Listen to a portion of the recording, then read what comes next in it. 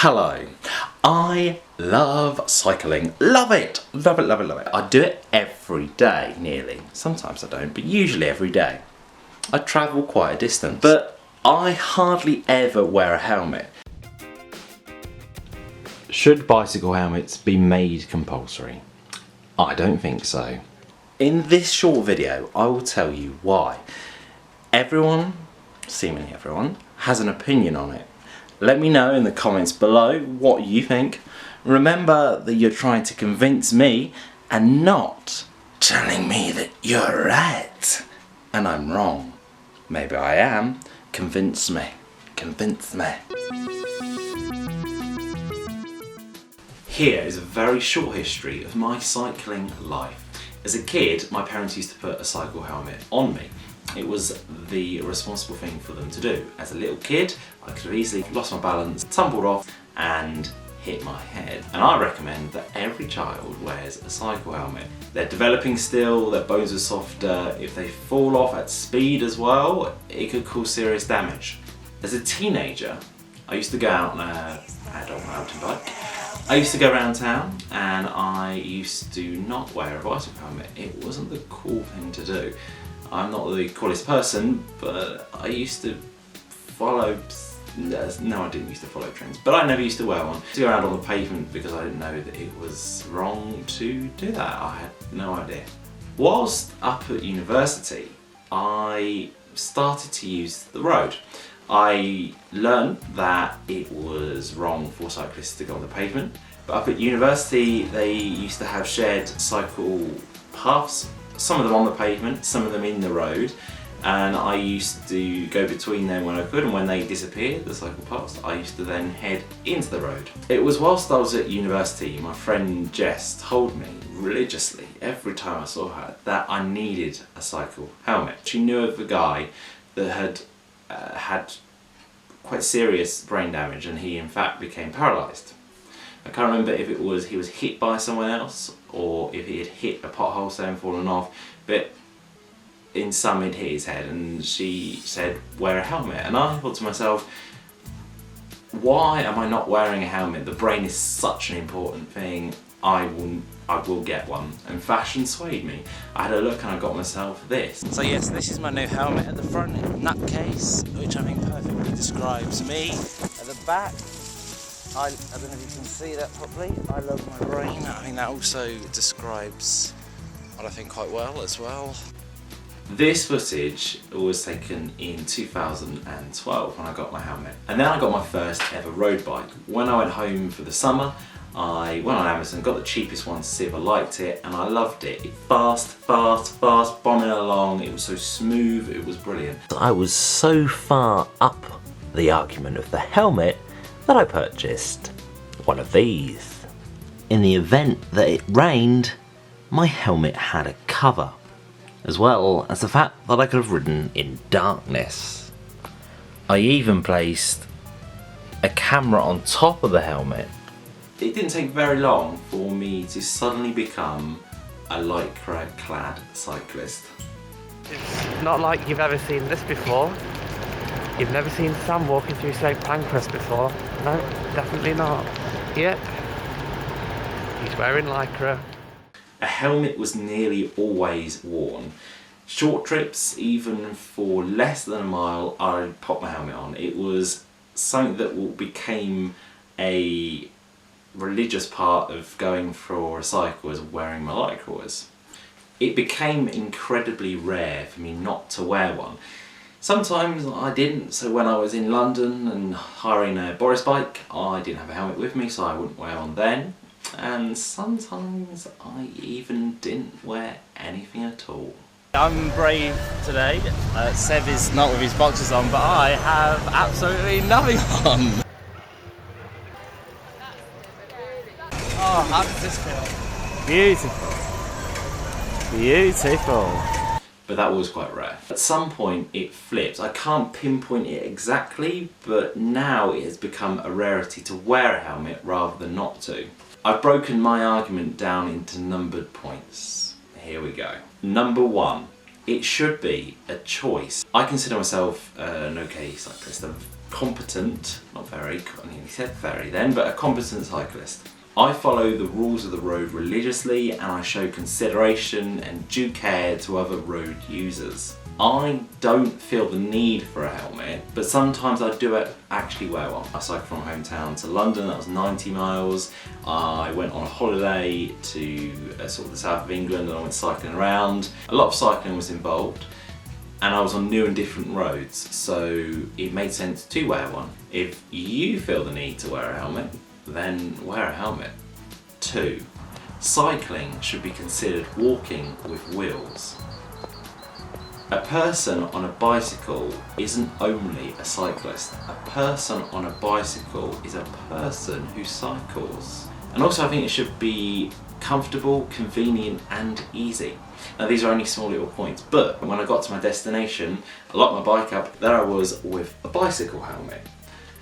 So I used to carry it with me, and it is, as a helmet is, an awkward shape. Sorry for the description here, but when I used to get to my destination, I used to be dripping with sweat, and it used to take me 10-15 minutes of just sitting outside to cool off. And I thought to myself, why am I putting myself through this? What's the point in cycling? Because when I get to the destination, I'm a mess. Point 3, it is just a piece of polystyrene.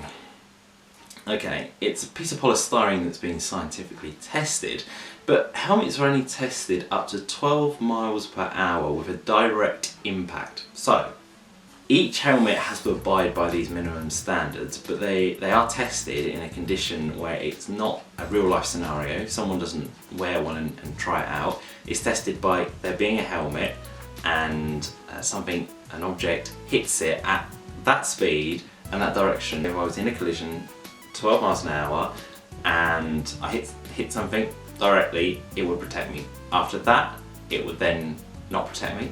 But that is a direct impact. Now, I often go a lot faster than 12 miles an hour, and so do many other cyclists. That's 12 miles an hour is not hugely fast. And at speeds higher than that, and when other vehicles are involved, so when a car, for example, is involved, the speed is a lot faster than 12 miles an hour, or the impact is a lot greater than what 12 miles an hour could sustain. So what could happen there is that other forces, so a rotational force could be involved, and for a collision of that nature, which involves a sudden stop and the brain swishing about in the skull, that's not what a helmet will protect someone for.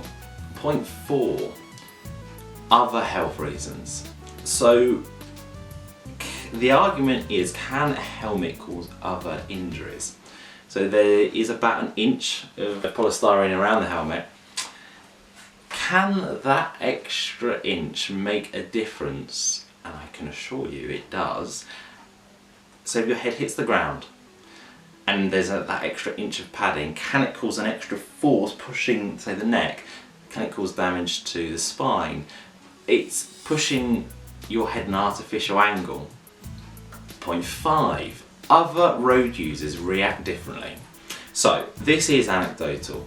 I'm cycling along. When I used to wear a helmet, it seemed that other road users, including cyclist drivers, whoever, used to pass me at a closer distance. When I didn't wear a helmet, it appears people give me a bit more room. It's almost as if the driver is thinking, oh, I can see hair, that must be a person. I would give that person due care and attention. When they see a helmet, they think cyclist, me, head, cyclist, me, kill, cyclist. It's that kind of behavioural approach which I think a helmet can induce. This isn't entirely anecdotal. In 2006, I think it was, a University of Bath study found that cyclists who wear protective helmets are more likely to be struck by passing vehicles. On average, the passes were 8.5 centimetres closer. Now, that equals, in imperial terms, 3¼ inches, which makes all the difference. Point 6, why doesn't everyone wear a helmet? You think of a helmet, you think soldier, British Army, got a helmet on, their protection, lovely. Some people argue that when they think of a helmet, they think of a cyclist. Why don't we make it commonplace? Why doesn't everyone wear a helmet? Pedestrians shouldn't be wearing one because outside is dangerous. If you trip and you hit your head, you fall in the right place, in the wrong place, you'll hit your head and die. If something falls and hits you, so if like a shop front falls down, hits you, if it hits in the wrong place, you'll die. Even if you're sat having a tea or coffee in a coffee shop, a car may come through the window and kill you. Pedestrians wear a helmet. That news article for the coffee shop is in the description. As someone gets into their car, you don't imagine they could die. People have a false perception that the metal shell that they're in offers them protection. Drivers and passengers wear a car helmet. Brilliant. If two cars of relatively the same weight are in a collision and they hit the top of the roof, the roof of the car, okay, I can't do this with one hand. If they hit that, to me, I think the roof would just crumple like paper. It would just... The two cars that are damaged could be rescued by the AA, but the people inside, if they weren't wearing a car helmet, would be dead. This video is not sponsored by the AA. Yes, I understand the AA wouldn't take a scrapped car to the tip, but I have no other recovery vehicles available. Point 7. It discourages cycling. Now you may think, no, it probably won't. A compulsory law it's not that big a difference. The helmet is, it's not heavy, it's just pop one on and that's fine. But it does discourage cycling. There was a study carried out that looked at Western Australia when the law was introduced over there. In the UK, air pollution is killing us. Walking, cycling and green public transport should be encouraged. 40,000 early deaths a year can be linked to air pollution. And obesity is on the increase. There are so many problems associated with obesity. Cycling is a great way to help both problems. It should be encouraged, it should be the norm. Think of the Netherlands, think of people getting on their bikes. Cycle helmets are not worn often over there.